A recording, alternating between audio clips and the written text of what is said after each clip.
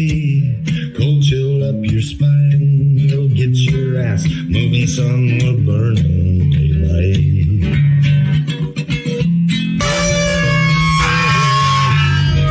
Howdy there. I'm Matt McKinley, and we're burning daylight. In the saddle till the job's done right. Welcome to Burnin' Daylight, the only podcast for the working cowboy. Well, welcome back, Daylight Burners. Got a special guest today. A fellow by the name of Nico. Is it Lain? How do you Lain. Close enough, brother. Lain's close enough. Okay, yeah. That was the only other derivative of the A sound that I didn't use. But no worries. What's the history behind that name? It's part of my real name. Like I'm a French guy from Montreal, so okay. I've learned over the years of creating content that nobody can pronounce my last name, so I figured I would. Sorry, I would shorten it. Does it have an EAUX at the end? No, but it does have accents. So I took the first 4 letters of my first name, the first 5 letters of my last, and kind of created a name that sounded somewhat cool. At least in my opinion, it did. Okay, so you're the first. Are you from France or Montreal? No, Montreal, Canada. Canadian. Okay, so I've had plenty of Canadians on, but you're the first French Canadian I think I've had. Yeah, so that explains the accent as well. It's not that you're hard to understand. That it was hard to place what the because I was thinking some sort of Eastern European for a minute, and then I was like, no, I don't know. And so anyway, I don't know a whole lot about this fella, but I'm really looking forward to visiting with you. We're gonna have a chat on masculinity in general. That seems to be kind of your driving force, and it's something I've pondered on this show, and then just to myself for a while now, and it kind of goes back to the old, like kids these days are soft, and then but the people that are bitching about the kids being soft are the ones that raised soft kids, and it's like a cycle of bitching, I think, and rather than getting anything done. And so that's kind of my thoughts on masculinity nowadays. I just don't even buy into the whole toxic masculinity bullshit because it's gotten us into a terrible place in the world. And so I'm not going to address that side of thing. Like what can we do to make masculinity cool, and what is masculinity? So I guess that being said, if you give a little quick rundown of your background, and then I got a few questions for you from there. So, before I do, there's something you said. There's a couple of things you said that are worth addressing, because what you're talking about is accountability. Like I can tell you, if I'm very good, I'm a jack of all trade, right? I like to step back and just look at how everything's connected, and you can look at every single problem in today's society, and it doesn't matter that it's in North America, wherever in the world. Show me a problem, I'll show you somebody that didn't do their jobs. There's somebody somewhere that didn't want to be accountable for their actions. That's where it stems from. And what you described as in people are bitching about having soft kids. Well, guess what? You actually raised them that way. So take accountability and take it from there. So accept the fact that it's your fault. That's where it starts, right? There's a good reason why you look at every single how do they call them, addiction programs like NA and AA. They always start there. Admit that there's a problem, and then the second thing they're going to tell you is you're the problem. So there you go. Let's start being accountable from the get-go. Now, when it comes to toxic masculinity, I don't believe in toxic masculinity. Not as in a man that embraces his natural masculinity. The only time that masculinity is toxic is when there's a lack of masculinity. And that's what you see today. Like, men are supposed to serve, men are supposed to protect, they're supposed to provide. That's what we're meant to do. That's in our nature. When you go against your nature, that's where you become toxic, because you're trying to be a woman. And this is what we're seeing today. Like women and men are trying to tell us that there's no difference, and somehow we all need to meet in the middle. So that being said, my background comes from my dad leaving. Like even when I was younger, my dad wasn't really around. Like he wasn't that present, although my parents were married. But when I hit 14, my parents got divorced. My dad left. I can count on one hand the number of time I saw him afterwards until the time he died. And I was 29. So the next 15 years, he was not present at all. And, you know, boys are born, men are made. Mm-hmm. Oh, Chris Rock says that. I don't know if you've seen this skit, but he talks about how there's only women, children, and dogs that are unconditionally loved.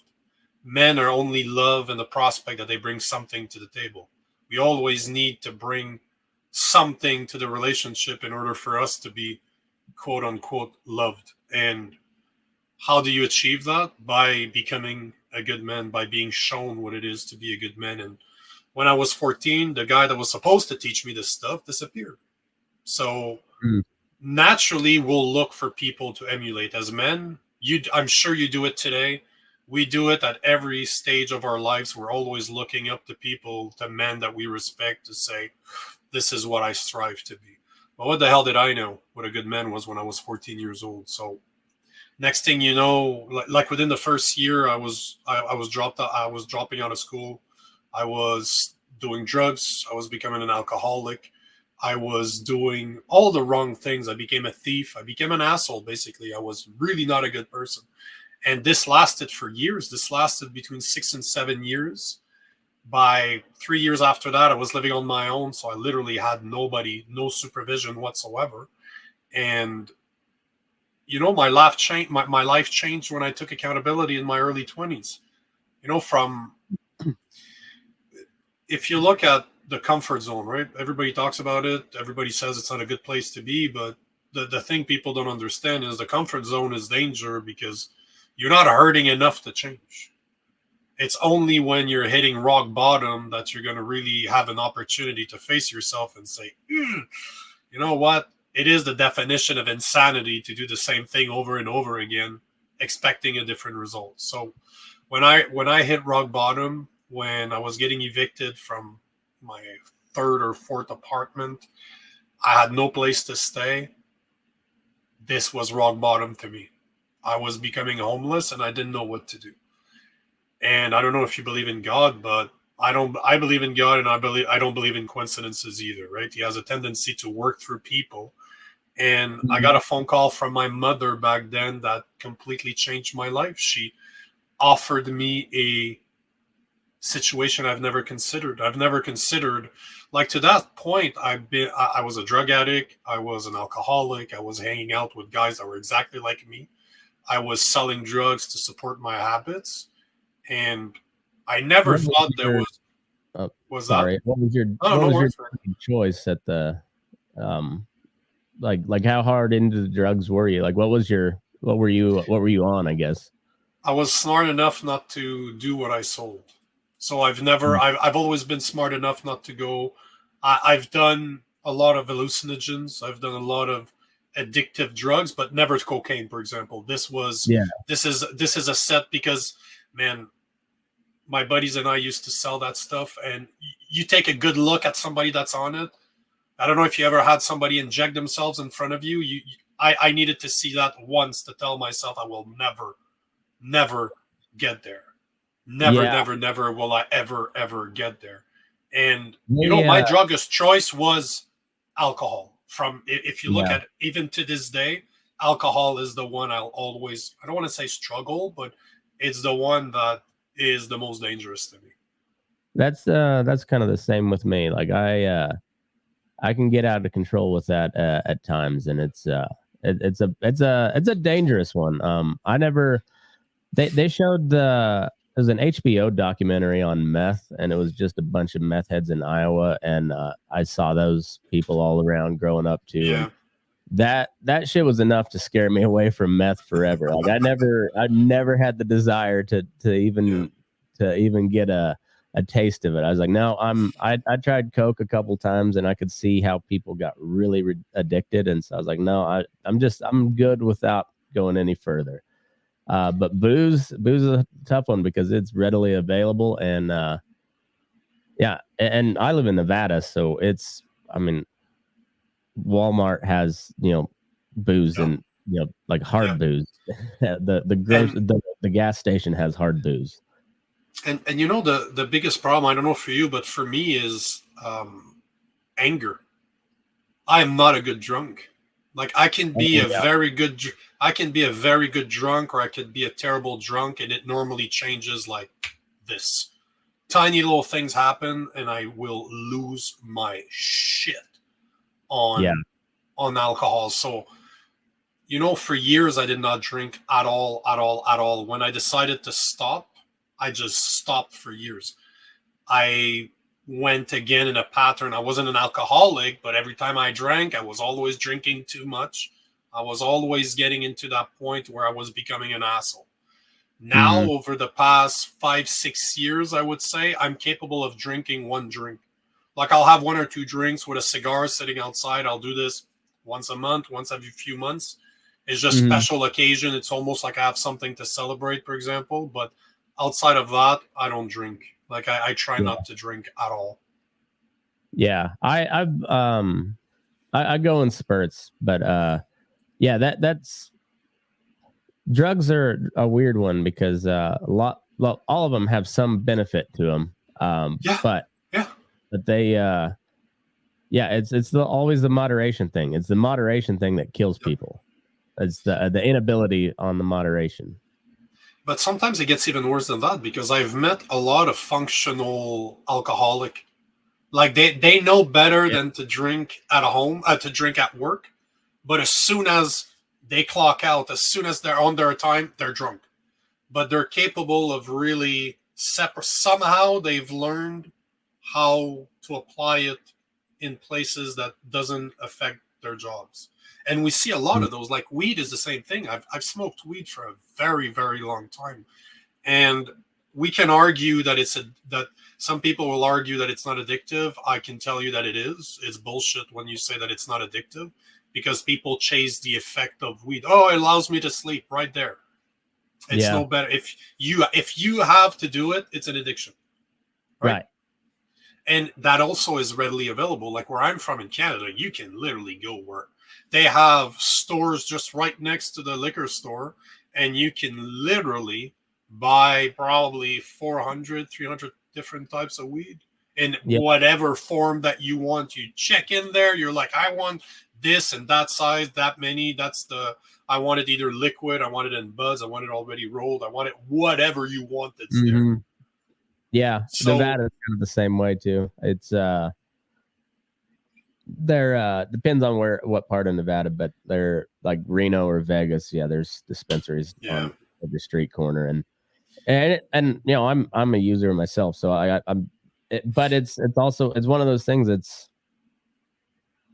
the burnout, the stoner burnout's a real thing. We all know those people. It's stereotypes exist for a reason, but also you can look at some of the most high functioning people on earth, and they're high most of the day too. So it all affects control, but it's a control.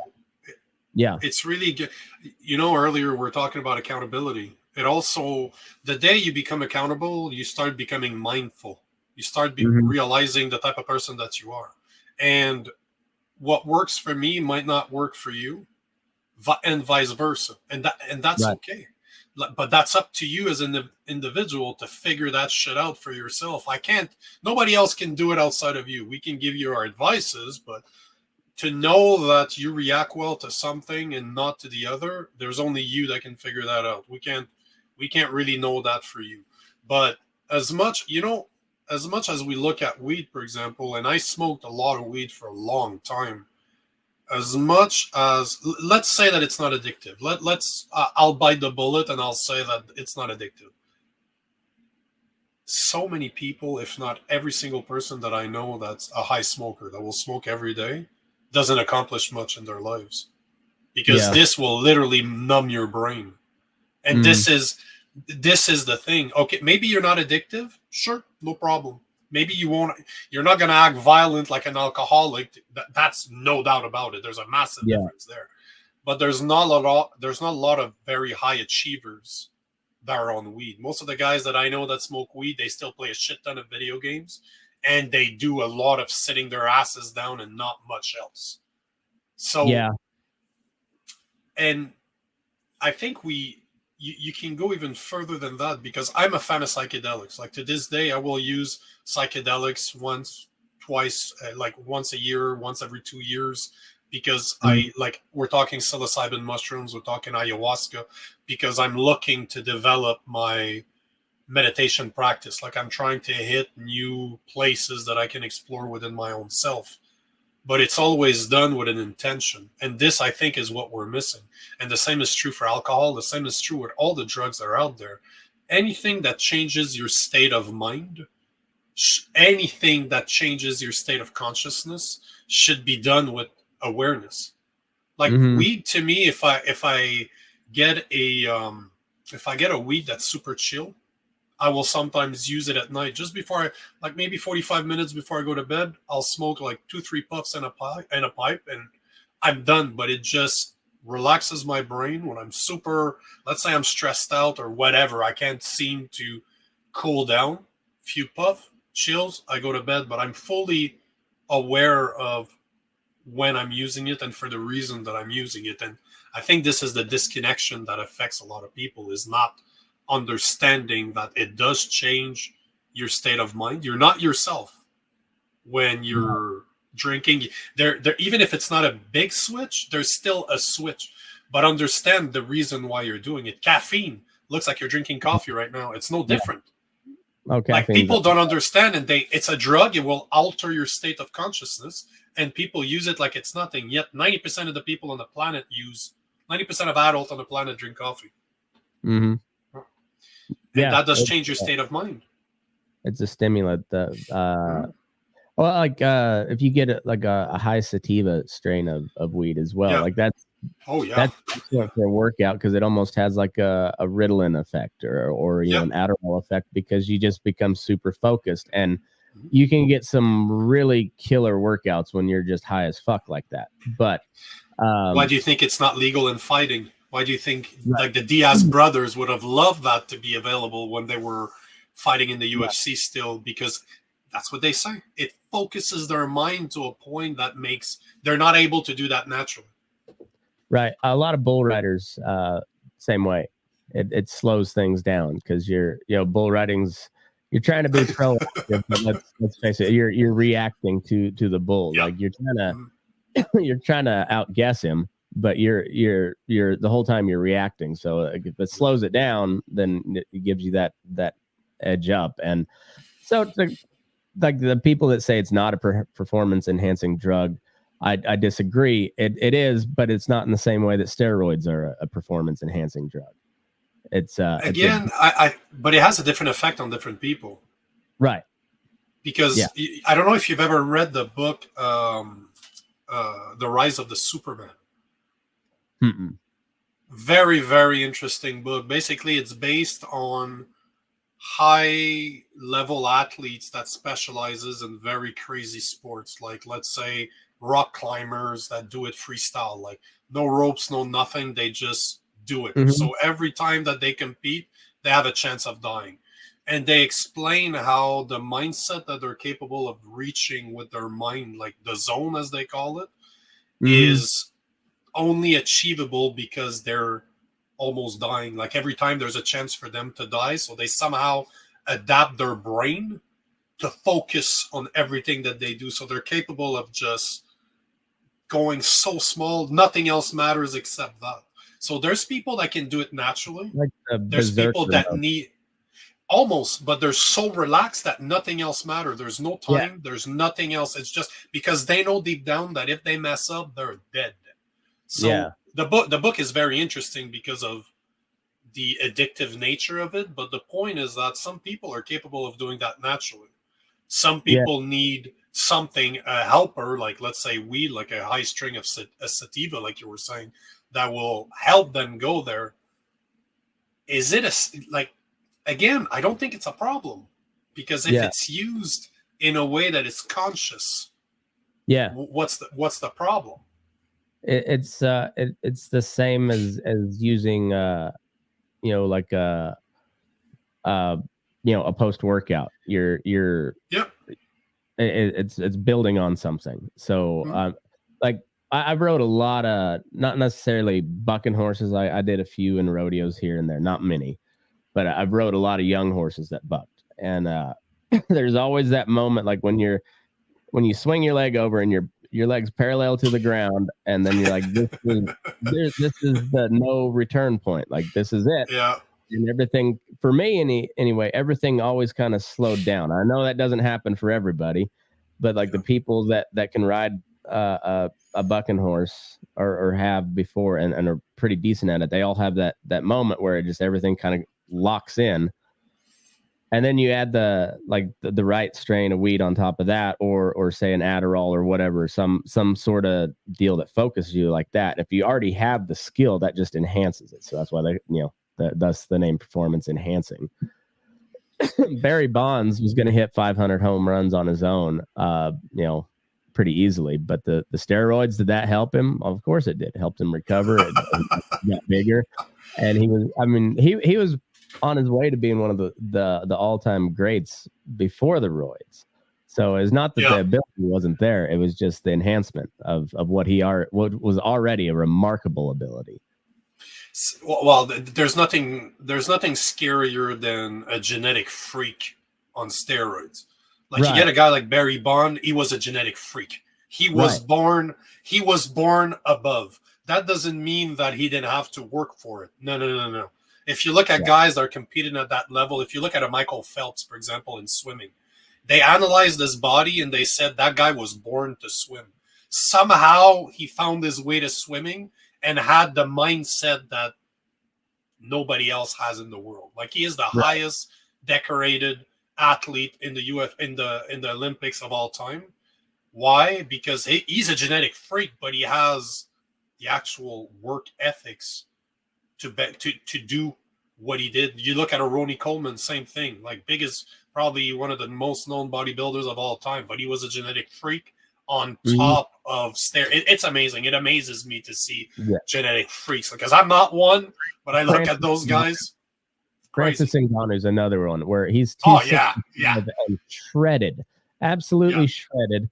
He knows a little bit of jiu-jitsu, which is terrifying, and then he can literally punch your head clean off. Like, he dropped, and his technique is not great, huh?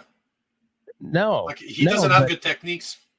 But he went toe to toe, and some say beat the. He did. He absolutely beat him. But I think so. Did he take him seriously? That's the question, right? I don't think he trained as hard as he could, but that's not the point. JSP made that mistake against Mancera years and years ago. Like, oh, that guy won the UFC fighter. He has no place with me. Guess what? You got dropped. You lost your title because you didn't take him seriously. So if that's what you did, that's on you. But in my opinion, he should have won that fight because he dropped him. And it wasn't a slip. He dropped him. He dropped that sucker. I mean, it was a good fight. And then at the end, Francis was kind of imposing his will. He was walking him down and eating shots, walking him down. And he's a big boy, yeah. And the guy can box a little bit. He's not a great boxer yet, but that power in his hands makes him he's in every fight. Yeah. And a guy like him that learns how to box is very scary, because again, that's genetics. Yeah. There's not a lot of guys on the planet that can turn off anybody's light at will. If that guy connects once, you're going dodo. You're sleeping. And then you put years of essentially a concrete mine work where he's just moving shit with his just pure bulk for days on end and years on end. Like that guy's a genetic freak on top of just back-breaking work for years on end. And then now he's in prize fighting, and he is so fun to watch. And he's a cool dude. Like, I don't know if you read his story, if you saw his background's super cool. The guy is just freaking lovable. I like the guy. when he quit the UFC, he wanted to help other fighters change their pays. That's one of the things that he wanted. In order to defend his title, he wanted to change the way fighters were paid. Nobody else has ever done something like that. Like, he really came from a position of power to say, Dana, you know what? I want to fight for you, but you're going to have to make some changes. It didn't happen, but he's not losing money. I guarantee he's making a lot more money right now that he would have done fighting in the UFC. But, we're talking about, this is very interesting because we're talking about masculinity. What Ngannou is doing is what a courageous man is supposed to be doing. Men are supposed to be ballsy. Men are supposed to have courage. And you look at a guy like him that went out of Africa, somehow found his way to France, because let's agree that he didn't do it legally, but if you heard the story, he shouldn't have survived either. And somehow found himself into a MMA gym and started training and started fighting. And now he's like on the biggest payday on the biggest chance of his career, of his life. He's like, you know what? I'm not going to do it if you don't help other fighters. Like that. This is incredible. We don't see that very often, but men today are more and more selfish, and he showed something that was selfless. And look at how he's being rewarded right now. He's getting the biggest. If it wasn't for him wanting to help other fighters, he wouldn't have been fighting the boxing champ. He wouldn't be fighting in other organizations that are going to pay him way more than he could have ever done in the UFC. And he has a lot more control about what he's capable of doing. So it's incredible. It's a guy like him is a man. That's a fucking man right there.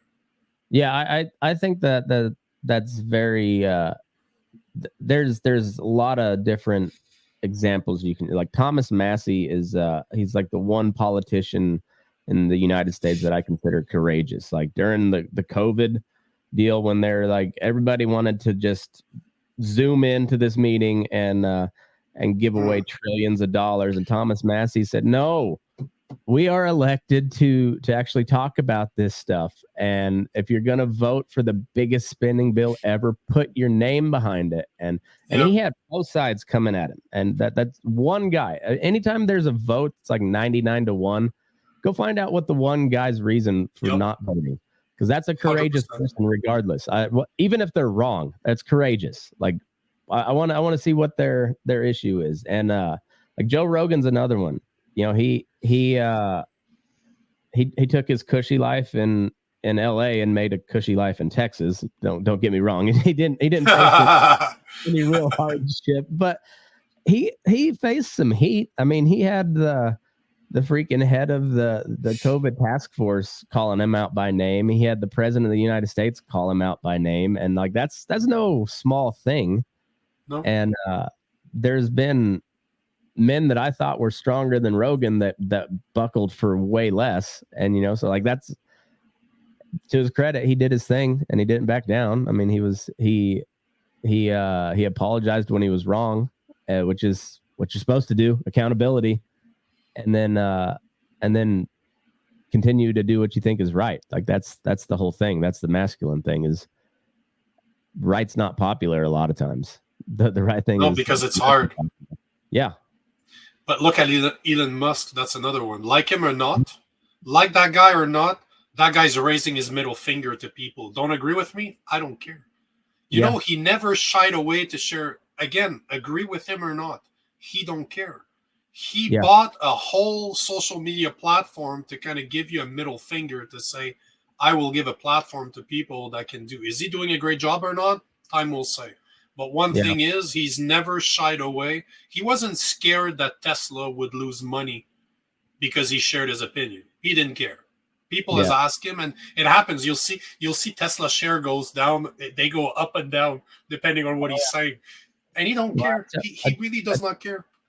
No, which it's amazing. I don't know if you're aware of this app. It's from the group Unusual Whales, which tracks the stock trades of congressional leaders and big hedge funds. Oh boy. And they created an app that you can sync up to Robinhood or E-Trade or whatever. And they created portfolios. And so they have the Nancy Pelosi stock tracker. They have Dan Crenshaw stock tracker, and it just mirrors their stock trades. And I invested a little bit in it. I've been in it a month, and it's up 6%. Just yeah, there's with all this shit that goes on, the shady stuff. The market provides a way to get around that. Like people are like, hey, look at what these people are doing. They're making money hand over fist, and we know they're getting insider trading. I don't know, just do what they do, and you'll make money too. Just use their shady shit against them. Go ahead and put $20 on that stock if they're doing it too. It's going to go up, or they're once they're selling, it's going to go down. The only fallacy with that, though, is that most of their investing are going to be done through shell corporations. So you're not seeing the big, like the one that you can track are the ones that they can legally do without really getting into too much trouble. The real money is all, This is the one we'll never get to see, because if you understand how corporations work, man, it's easy to hide yourself in there. Corporation that owns another corporation that owns another corporation that's owned by a trust fund. There you go. You'll never be found. Nobody's ever going to know where the money's coming from. The whole idea of a corporation is to take the accountability off of one individual. It's to spread the liability out. Well, the same thing for an LLC and a corporation. I have multiple LLCs, and it's to protect myself against a lawsuit. Because at the end of the day, that's what it is, right? I say a lot of stuff online. Like I post a lot of stuff, and a lot of people don't agree with me. That means that if I hurt somebody's feelings, they could go after what I'm saying. But if you go after me, I don't care. I don't own shit. Go after me all you want. I don't own any money. Everything's under LLC. So to me, it doesn't matter. But that's why they're there. To me, that's why they're there. Yeah. Just so I'm sheltered. So my assets are sheltered from people being able to just suing me. Fucking lazy bastards. Just for suing me and getting what I've created because they don't want to work for it. So it's... Yeah. Well, it's amazing as the standard in the US is like $20 damages. But if you like extrapolate that back to, from 1791 or whatever, 1791, I think, to today, like the inflation on that would be like, you'd have to have at least like a 2 claim against somebody to be able to file a lawsuit or something like, I don't know what the exact inflation rate is, but it's a lot more than $20. It's a pretty absurd amount, but it's a lot of frivolous lawsuits, and a lot of people doing it just because they're lazy, like you said, just fucking lazy. They're lazy, or they do it because they know it's going to crimp. Like, look at what's going on with Trump, for example. Like it or not, the Democrats are suing him head over fist because they know it takes it away from his campaign. That's why they do it. At 100%. They cannot beat him face to face. They cannot beat him one-on-one. So they created ways through the legal system in order to attack him. And however you feel about it, like him, don't like it, does not matter. You have to agree that there's a certain standard now. I was just working on a video that I'm going to release as soon as we're done here about, I don't know if you heard what Conor McGregor said over the weekend, but he talked about Ireland. There were stabbings in Ireland, like 5 or 6. Yeah. So he talked about it. He called some of the, I think it was some of the ministers, he called them spineless, and basically he told them, he gave his opinion and called them a bunch of pussies, is basically what he said. And now they're launching an investigation on him for hate speech because they just passed a law. So now you got a guy that I don't even like. I'm not a fan of Conor McGregor. I have respect for what he's done because it's incredible what he's been able to do. But as a person, I don't like the way he did it. I don't like the person. But that doesn't mean he shouldn't be allowed to say whatever he has to say. I believe in free speech. 100% free speech all the time. I want to know what people have to say because I like to give people so much rope that they can hang themselves with it. I love it. But then you look at New York Mayor Eric Adams. He dare speak against Biden, and not because he's morally saying we shouldn't accept those illegal immigrants. He's literally just saying this because they're going bankrupt. So he's kind of saving his own ass because they don't have any money. So he's a real Democrat. But now Democrats are attacking other Democrats with the same tactic that they've been doing against guys like Trump, against Republican. Now you're seeing the snake, the head of the snake is attacking its own tail. And that's where we're at right now. But it's incredible. We are there now. We are there. Look at Russell, what's his name? Russell Brand. Somehow he talks against what's going on. Oh, sexual assault. Yeah, of course. No proof, no nothing. Proof. Like, he somehow made it through the whole movie being as frivolous, being as big of a man whore as that guy was. Yeah. He made it through the whole Me Too movement without anything coming out. And now all of a sudden, after like 2 to 3 years of being kind of just behind Joe Rogan is on the influence scale. And now they're coming after him. Okay. Right. Because he's got an opinion that doesn't line up with the regime. That's what it is. And look at Chauvin. He was full on the sanctuary policies that brought a bunch of these migrants there. And then and I really don't like this method, but at the same time it is effective because I don't like the just shuffling of human beings around for political means. But I mean, Texas, Florida, all these governors, they have a point.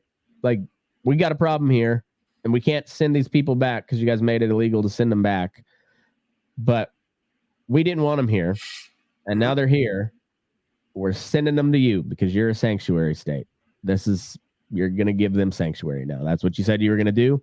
Have at it. And I don't like the process, but logically it all tracks. And is it more or less humane? I don't know. It's gross all the way around, but I understand why they're doing it. It makes sense to me.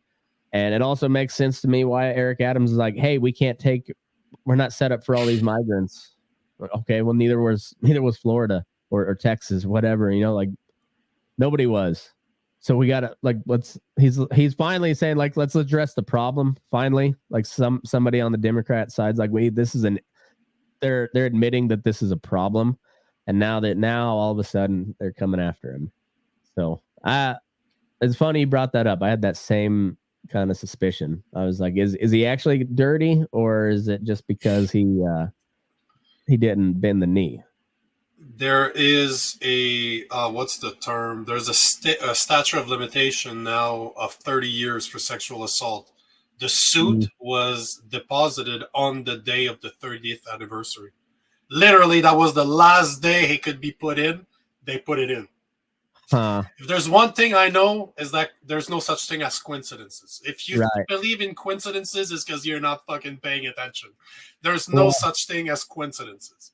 Yeah, and since we're discussing masculinity on this episode, that is the least masculine move you could possibly 100%. Do. Wait till the last minute to.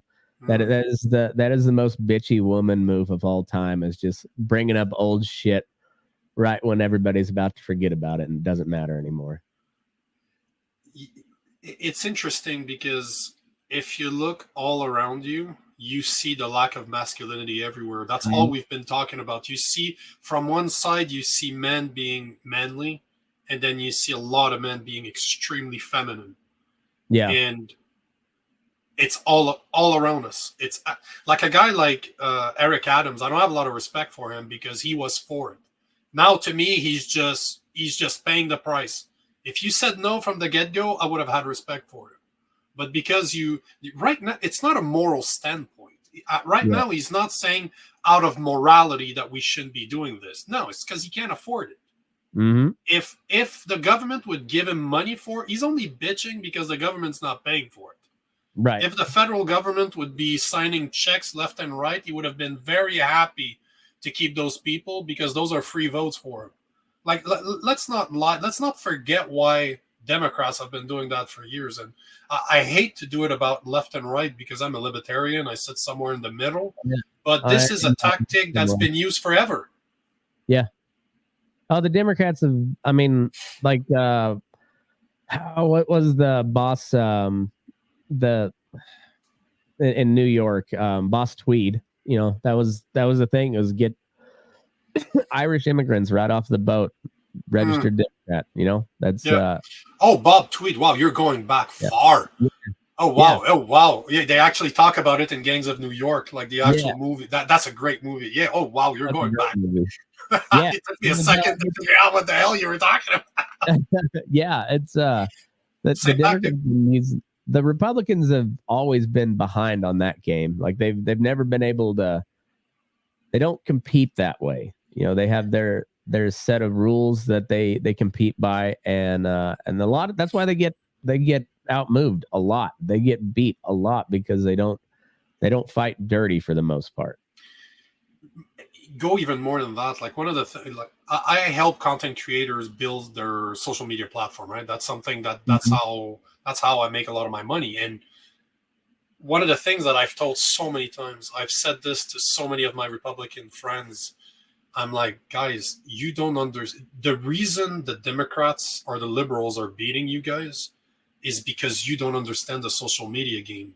You're not using it to the point of, look at a liberal in Canada, for example. They're absolutely amazing on social media. You look at our prime minister, he's a big diva that's on social media day in, day out. There's always stuff being posted about him that comes from him. It's posting. And the Democrats are no different. Like they're extremely AOC, one of the biggest tool ever created, but yet her social media game is good. Like it's 11 o'clock. So I've been working since 3 this morning, and she always takes care of me because she understands that I'm taking care of her. You know, and this does not take anything away from her. And as you said, I'm happy you didn't use complete. You use compliment, and that's exactly that is the proper term. She makes my life easier by me trying to make hers easier as well. That's like, we're just working together towards the same goal, and we have different roles. That's a fact. Yeah, like the old school feminists had a real solid point. Like, hey, we have rights, and like we demand that you respect our rights, and I respect that movement. But they also like those old school feminists also recognize that it's a symbiotic relationship. You know, the man and the woman. It always has been and always will be. There's things that we can't do. Reproduce offspring. Like, but we can't do that.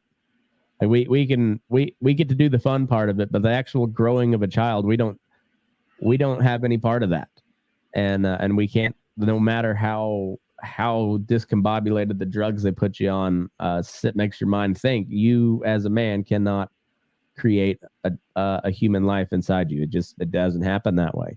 Sorry about your bad luck, sir. It just doesn't happen that way. But, no, they're not sirs. They're not sirs. They're man. I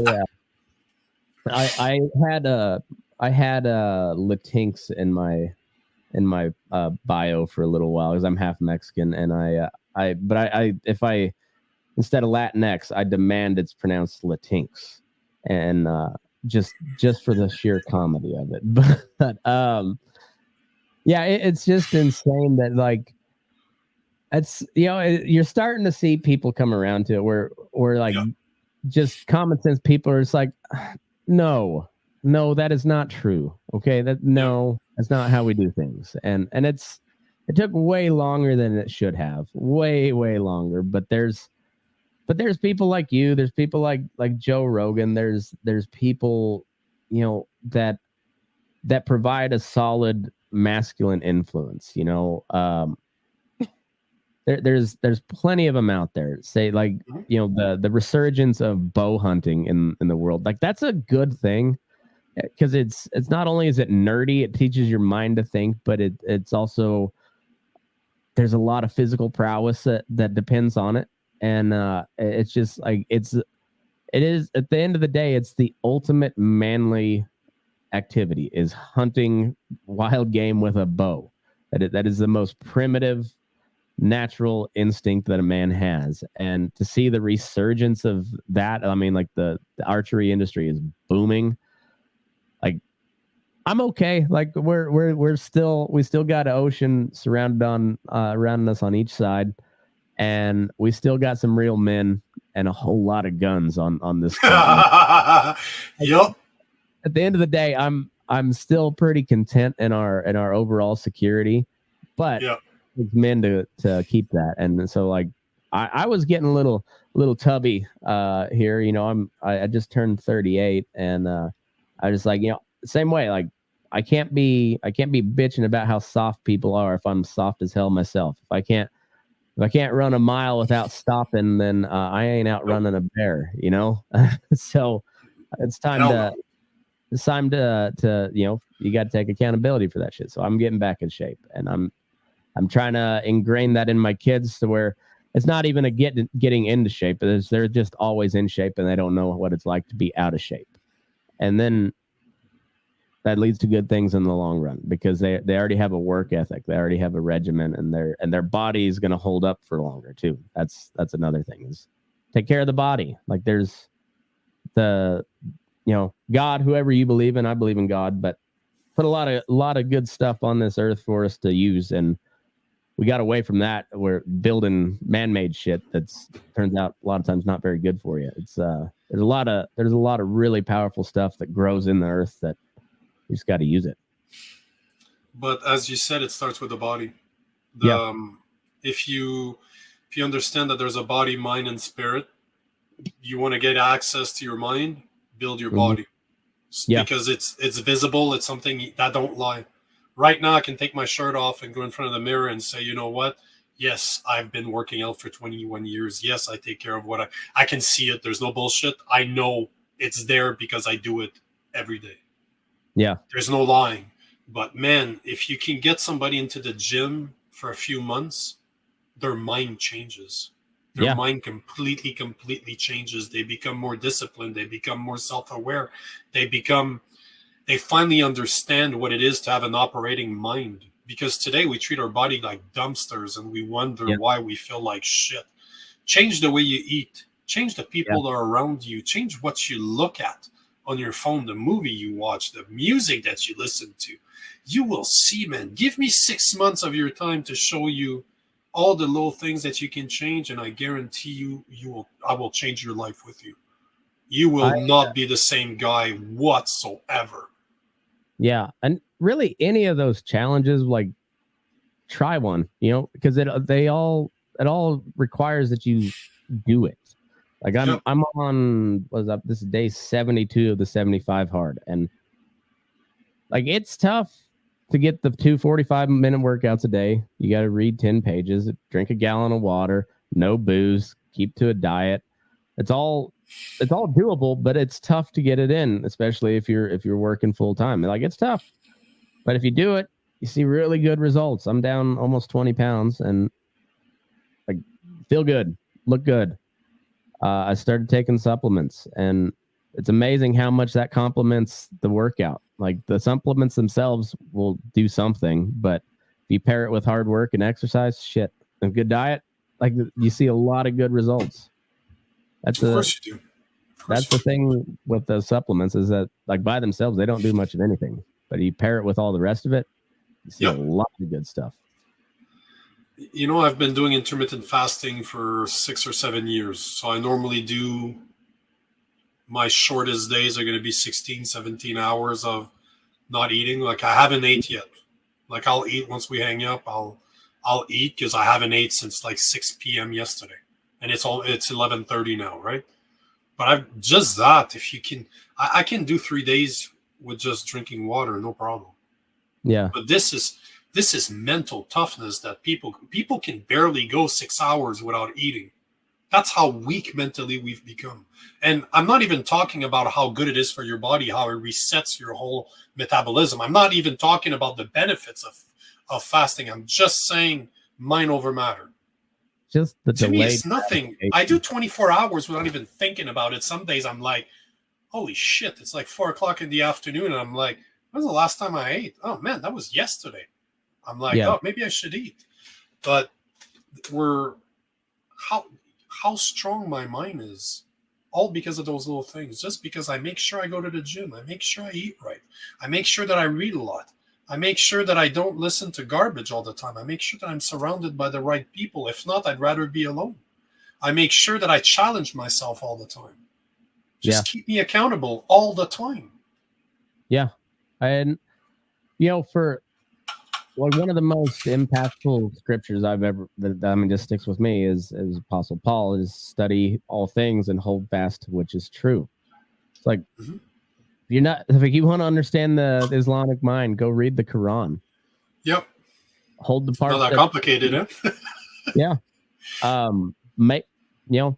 If there's going to be parts that make sense to you, hold on to those parts. Discard the stuff that doesn't. The stuff that's not true, but like it'll give you a better idea of how they think. Same way, like go read some Buddha stuff. Go read the Book of Mormon. Go see how people think. Study all of it. Hold on to the stuff that's true. That's discard the rest of it. But it gives you a way to think how other people think, and you can get a lot more accomplished that way. Find out you have a lot in common with people that you thought were completely different. And not only that, but you have a very misunderstood the world too. Like right. I was in that I normally don't. I get enough crap from the content that I create that I don't normally interact with a lot of other people's content. But I interacted with somebody yesterday, and he just wrote some dumb shit about religions, about how we all have a complex, a savior complex, as in we all want to get saved. And I'm like, man, have you ever... One, I Googled the guy that he quoted. The guy doesn't even exist. So he's one of those idiots that just copy-paste shit online and things that, it's online, it's true. So I started challenging him, and I'm like, bro, who's that guy? That in 1843. Yeah. But, I challenged the guy, and I'm like, can you give me who that guy is? Because I can't find him. He's like, I don't know. I just copy-pasted. I'm like, okay, hold on. So not only are you copy-pasting stupidness from somebody you don't know, you're actually pasting something that you have no understanding of. Have you ever read one of those books that you're talking against? He's like, no. So how can you speak? He's like, but it's still true. I agree with that message. I'm like, do you not recognize how much of an idiot you are? You're literally saying that you agree with a message that was written by somebody that doesn't exist, that talks about something that they have no idea about, and you agree with it while never have read any of the references that you've actually stated. I'm like, is this really what we've become? Yeah. Is it really where we're at? Yeah. Yeah, it's essentially people reposting an Onion headline and getting outraged by it, or a Babylon Bee headline. It's like Babylon Bee's awesome. Talking about Babylon. I'm a fan of the Onion too. They did excellent work for a long time. It's funny, and but it's that is like people are so busy and they're just, it's all clickbait. Just like headline, and like. So you don't actually know what happened. You're regurgitating what somebody else said and deceptively said too. That's the whole part of it. And it's like my entire life growing up, it was like CNN, MSNBC crowd versus the Fox News crowd, and then at some point you realize they're both full of so much shit, and they're the only thing, their main goal is to work your anger up to a certain level and then go to a commercial break and leave you hanging, just foaming at the mouth to find out what's going on now about the goddamn liberals and what they did today. And just Denzel Washington said it best. If you read the news, you're misinformed. If you don't, you're uninformed. You're misinformed. Sorry. If you read the news, you're misinformed. If you don't, you're uninformed. So there's no winning. There's no winning at all, no matter what. Yeah. And just accept that it's all garbage. Right. That's kind of, you find some people who you think are not lying to you. That's the biggest thing, is like they seem like they're telling you the truth as far as they can tell. If you trust them, listen to those folks. There's a certain people, and I don't trust really anybody wholeheartedly as far as news goes, but like there's a handful of people that I for the most part, like, yeah, these guys do a pretty good job. And then I just read it all, just try to read as much as I can and figure out I always hate that in the middle, but there's a he said, she said, and then there's whatever actually happened. And then maybe it's in the middle, maybe it's completely different, but there's like 3 sides of the story, and sometimes there's like 8 sides to the story. Who knows? I think it comes down to morality. When you understand the morals, you can look at news. I post a lot about the news because I always try to bring it back to masculinity. Like I show things and I'm like, you see, that was toxic behavior that they did towards somebody else, and now it's biting them in the ass. Like Eric Adams, for example. Perfect example. What he spew bullshit, now it's biting him in the ass. So I will post about him and say, you know what? Don't feel too bad for this guy, because he looked for it. Yeah. But this is why you can't do this shit. This is why you're supposed to stand up to this stuff. And I think this is what's important. But it's the morality. They'll throw him under as a sacrificial lamb when it's appropriate. Don't worry. They'll all this corruption stuff that's happening with him, like something will come of it, and he'll either step down or they'll use it. They'll use it to their benefit, but Uncle Joe will take a fall at some point, whether it's a mental or, a health issue and he has to step away or whatever, but he'll be the sacrificial lamb at some point, just like Eric Adams. They don't have a choice. They don't have a choice. They have to. They don't have a choice. They're just trying to keep him pumped full of enough cocaine and Adderall to keep him alive in the meantime, until Newsom's good and ready. I guess that seems to be what their next move is Newsom. But I don't know. Anyways, we could go on for days about all this shit, but I really like your mindset. I like, I'm going to have to start consuming more of your content, but we'll stay in touch. And I really enjoyed this conversation, Nico. Thanks, man. It's been a while since I did a Joe Rogan type of podcast. It's been a very long time. Normally it's bang, bang, bang, bang, bang. That was good. I appreciate it, man. It was great meeting you. Thanks for the conversation. I like these types of conversation. It's cool to go a bit everywhere and it's not controlled too much. Yes, sir. Well, how do they find you? Podmatch. Yeah, that's right. Yeah, I mean, well, like for the audience, how do they find any of your? Oh shit. They can find me on whatever social media platform. I'm like on 8 of them. So at real Nico Lain, you can find me. Just look for the bald-headed French guy, and that's me. There you go. Awesome. Well, Nico, I sure appreciate it once again. And everybody go check out his stuff. And you're a man. It's okay. It's necessary. And go be one. Be a good man. And yeah. Have a good week, and Nico, you take care. Everybody else, move your ass. We're burning daylight.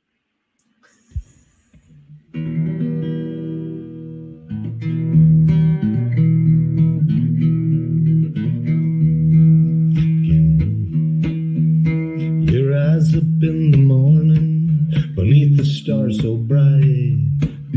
Pull your hat down, make sure your cinch is tight. Horses kinda snuffy, cold chill up your spine. We'll get your ass moving, son, we're burning daylight. Burning daylight. Burning daylight. In the saddle till the job's done right.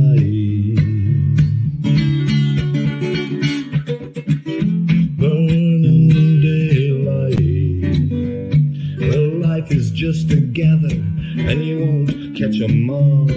But when you ride through the gate, make sure you sit up tall. I can see the horizon, it's looking pretty bright. Well, get your ass moving, son, we're burning daylight. Burning daylight. Burning daylight. In the saddle till the job's done right.